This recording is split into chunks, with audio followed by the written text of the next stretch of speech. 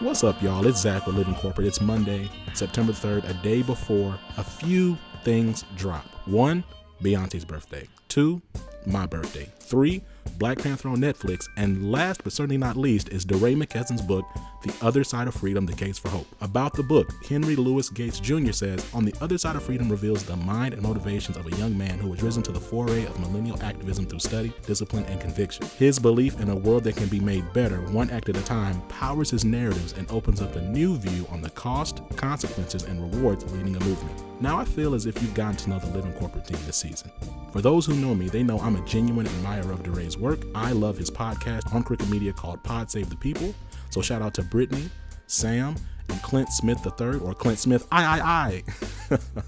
For me and many folks in my generation, DeRay was the face of a new type of activism that was mobilized through social media. The honesty and by direct relation, courageousness of speaking truth to power on such accessible platforms was a major point of inspiration for Living Corporate. Because of this, I'm excited to tell y'all we actually got him on the show to talk about working as a socially conscious person of color in corporate America and about his journey in writing his book, The Other Side of Freedom, The Case for Hope. So what you're going to hear next is an interview I had with DeRay. His book is also one of our favorite things, so make sure you check out the links on the show notes and our website, and make sure you pre-order it. So while you're jamming to B-Day, you can also be reading this book. See y'all on Friday. Peace.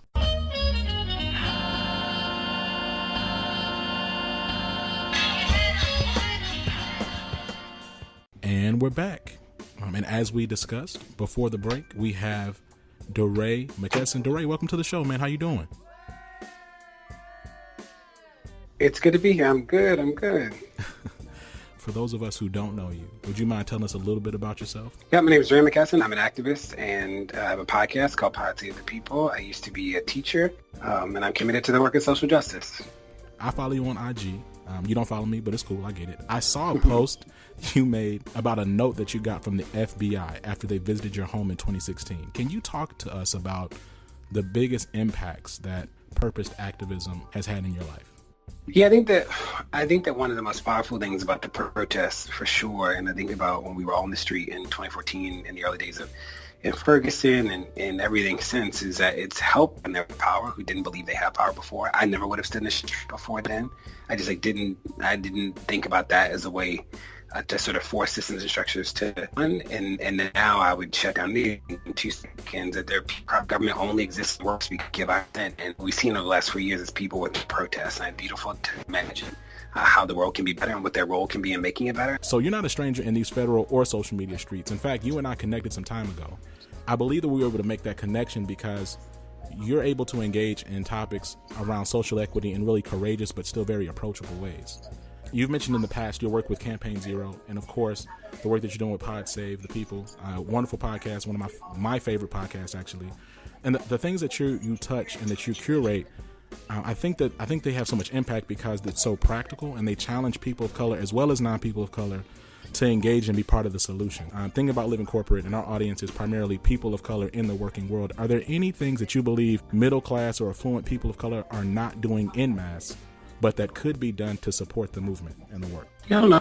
I don't want to start from like a place of lack, but I think that where we can all grow, especially as somebody who used to work, as a chief human capital in the school system in Baltimore, which was I was one of the chiefs in that 50 people team, and it's a $1 billion organization. Is that always remembering that confrontation doesn't always look one way. So there are ways to show up in rooms where things happen that aren't about equity, aren't about justice, aren't really about our community, that don't focus on us, that don't center us, but should. And we can push and challenge, but it doesn't have to be a shutdown. It doesn't have to be a storm out of the room. It doesn't have to be a yell. And I think about some of the meetings where I've been really successful. It's like asking the really thoughtful question, right? It's like not letting people off the hook and making them do the cognitive work as opposed to you preaching to them. Like, those are things that we can do in all settings. It's really powerful. The second is that the systems and structures are designed to drown out individuals and like make individuals believe they don't have power. That is like how the game is set up. What we can do is like remember that like people have a lot of like individuals will come together to form collectives, like a lot of power. Think about one parent who emailed in at the beginning of the school year when I was at Chief Human Capital, who requested something very specific. She's the only parent we heard from. She was right. And if not for her email, we wouldn't have redone this whole plan. But like, she emailed in and it was perfect, right? It wasn't about volume. It was about like the content.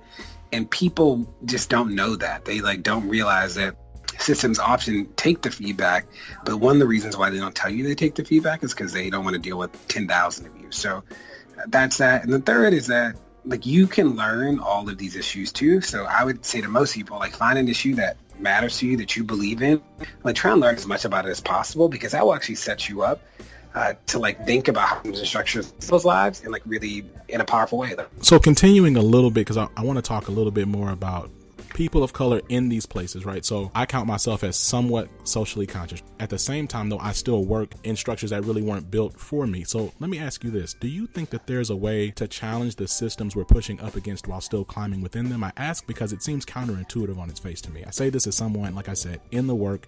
I've had very explicit conversations with colleagues who respect Living Corporate's mission, but they're afraid to even kind of publicly support it because they think it's going to mess their bag up, because they don't want to necessarily talk about those things. Like, what would you say to that? Yeah, I don't know if I have anything new to say besides like knowing that confrontation doesn't always look the same way. That like I said, is that people often think about challenge as like some dramatic thing. But I've been in rooms where people have really, I made a decision and somebody came in. I was like, DeRay, can we, even if you say no, can we talk this out and like think through it this way? I'm like, let's talk it out. And like, oh, I didn't see it that way. Like, I think that sometimes we think about challenging in the workplace as some grand statement, and it just doesn't have to be like that. The outcome, we just need the outcome to be the outcome. So there's some meetings where like, I just wouldn't let the question go. So I knew this was the wrong decision, but if I came out and said like, I think that you're making a dumb decision, the person would respond in a way that just was not, I wouldn't get the outcome. I would feel better, but I wouldn't get the outcome.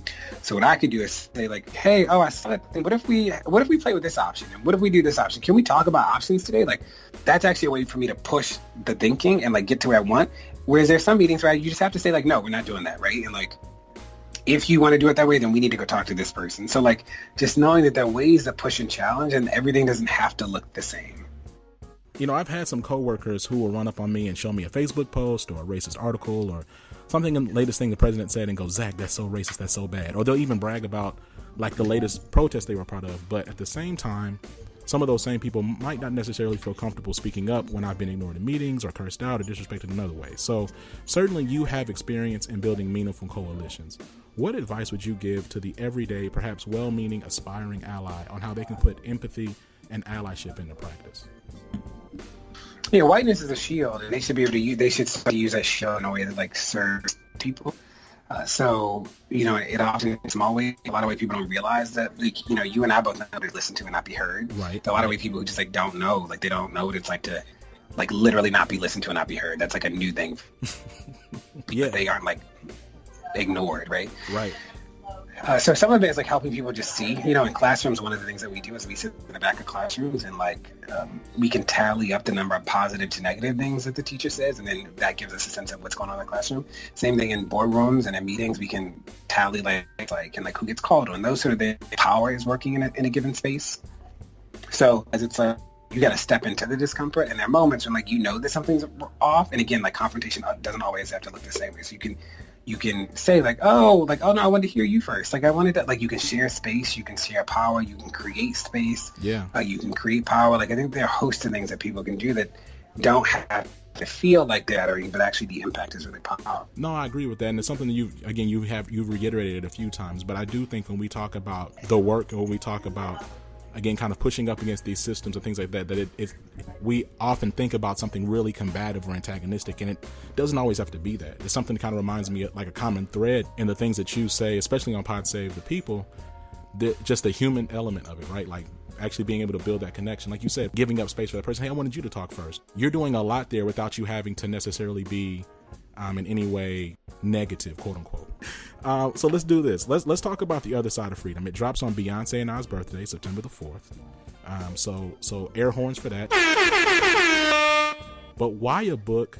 Why now? And what do you want people to take from it? Yeah, so I was, I've been reflecting on all the places I've been, and I wanted to share them. So I've been to a lot of places. I've been in the street in a lot of cities with a teacher. I was thinking about, like, what are the lessons? Like, what are the themes? This was my attempt to look at all the stories and then say, here are the tools that I took out of them. And that's Why Now is like a sermon's called Don't Tell Your Story. I love the title, but didn't know what it meant. And I listened to it. He talks about sometimes you can tell your story so soon all you see is the pain, not the purpose. I'm at a point now where I can think about the big lessons and themes that I got out of the practice, where we definitely to set people rules about what they can do and how my family, and with the police and in a host of things.